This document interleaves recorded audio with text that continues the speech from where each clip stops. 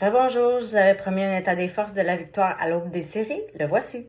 Lorsqu'on pense à leadership et expérience, on ne peut pas passer à côté de Marie-Philippe Poulin. C'est la colonne vertébrale de cette équipe-là. Son leadership naturel font d'elle un modèle pour ses coéquipières. Lors de moments importants où la pression, elle sait quoi faire, elle sait quoi dire, on n'a pas besoin d'expliquer. Son expérience des plus grands matchs, avec plusieurs titres olympiques et mondiaux à son actif, la rend incontournable dans les séries où chaque action compte. Pas simplement une joueuse de talent, mais inspiration pour son équipe.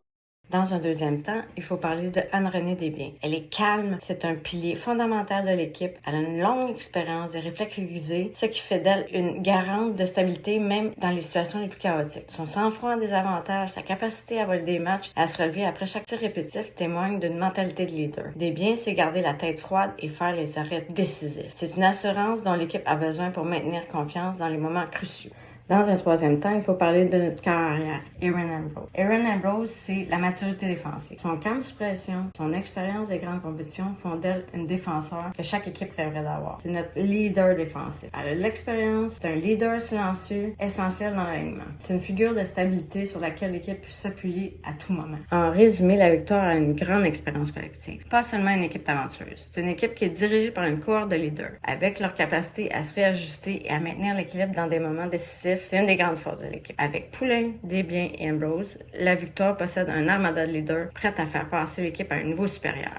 Maintenant, parlons offensive. Poulin et Stacey, c'est l'essence même du hockey d'élite. Elles peuvent changer l'allure d'un match en quelques secondes, avec leur chimie inégalée et la capacité à performer sous pression. Vision, vitesse et exécution chirurgicale. Chaque présence est un danger potentiel pour l'adversaire. Ce sont les leaders incontestés de cette équipe. Une révélation pour moi cette année a été Jen Gardner. Elle a su se faire une place de choix dans l'équipe grâce à sa constance offensive et son habileté à se placer au bon endroit au bon moment. Elle a une finesse autour du filet, une lecture intelligente et c'est une menace incontournable secondaire. Sans oublier Kirsten O'Neill. Son nom n'apparaît pas souvent en tête de liste des marqueuses, mais sa pression défensive, son travail en désavantage, sa capacité à récupérer des rondelles font d'elle un rouage essentiel à l'équipe. Elle est fiable dans les missions défensives, a un engagement sans faille, elle amène de la profondeur à l'équipe, puis elle amène la stabilité à l'attaque. Elle n'a jamais peur de mettre la main à la pâte. En résumé, l'attaque de la victoire, c'est pas seulement un trio. Chaque joueuse connaît et comprend son rôle et où la profondeur offensive fait la différence. Maintenant, parlons défense. Erin Ambrose, c'est notre tour de contrôle. C'est la leader défensive incontestée de la victoire. Lorsqu'il s'agit de relancer l'attaque ou de calmer les ardeurs de l'adversaire, Ambrose est toujours prête. Avec sa vision de jeu, sa capacité à relancer rapidement l'attaque, une défenseur clé souvent utilisée dans les moments décisifs. Avec son calme absolu sous pression, elle permet à l'équipe de rester concentrée même dans les moments les plus chauds. Elle ne craint pas de jouer physique et son expérience brille lors des moments clés. Et que dire de Kayla Barnes? Kayla Barnes incarne la mobilité pure.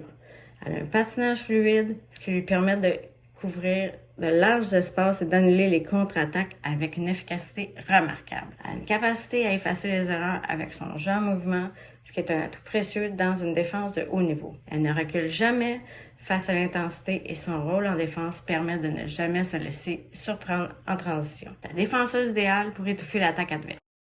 J'avais aussi envie de vous parler de l'effet Corey Sherry. Depuis qu'elle est en poste, elle a amené une nouvelle dynamique, elle a su transformer l'équipe en une force collective cohérente et prête à affronter tous les défis. Sous sa direction, la structure de jeu est solidifiée. Elle a une capacité à s'adapter à chaque situation. C'est pas seulement un coach, c'est un leader stratégique capable de cerner les forces et les faiblesses de chaque joueur et de les exploiter au maximum. Elle a une approche tactique. Elle a un leadership calme en période de pression. C'est un des éléments essentiels à la construction de l'équipe. L'équipe a maintenant une agressivité offensive en parfaite symbiose avec une défense robuste et mobile. Corey a su amener un style de jeu où la pression est constante, où l'engagement individuel est élevé. Les lignes restent interchangeables et fluides. Chaque joueuse a compris son rôle de ce système et l'équipe, dans son ensemble, joue de manière intelligente et cohésive. L'équipe de la victoire, c'est une équipe multidimensionnelle, capable de réagir à n'importe quelle situation sur la glace. La victoire, c'est s'adapter à l'adversaire, ajustant stratégie et alignement pour maximiser ses chances de succès. Que ce soit en jouant sur les transitions rapides ou en contrôlant les zones défensives, chaque décision de Sherry semble calculée pour exploiter les faiblesses adverses et tirer parti des atouts de son équipe. Maintenant, parlons des dangers et des points à surveiller. La victoire a souvent des départs lents. L'équipe trouve souvent son rythme au cours du match. C'est devenu une tendance préoccupante. Ça peut rapidement coûter cher en série contre des équipes opportunistes. L'équipe doit trouver un moyen d'avoir du tempo et de mettre de la pression dès la première mise au jeu. L'avantage numérique manque de punch.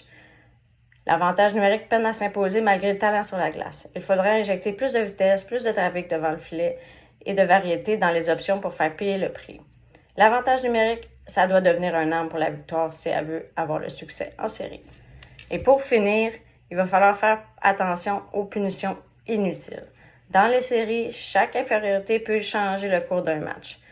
Le contrôle des émotions est très crucial. Garder la tête froide, surtout contre des adversaires provocants, ça pourrait faire une différence. Maintenant, à vous de me dire comment vous voyez l'état des forces de la victoire de Montréal. Ne manquez pas au prochain épisode, je vous présente un autre état des forces. Commentez, partagez et abonnez-vous à ma chaîne YouTube.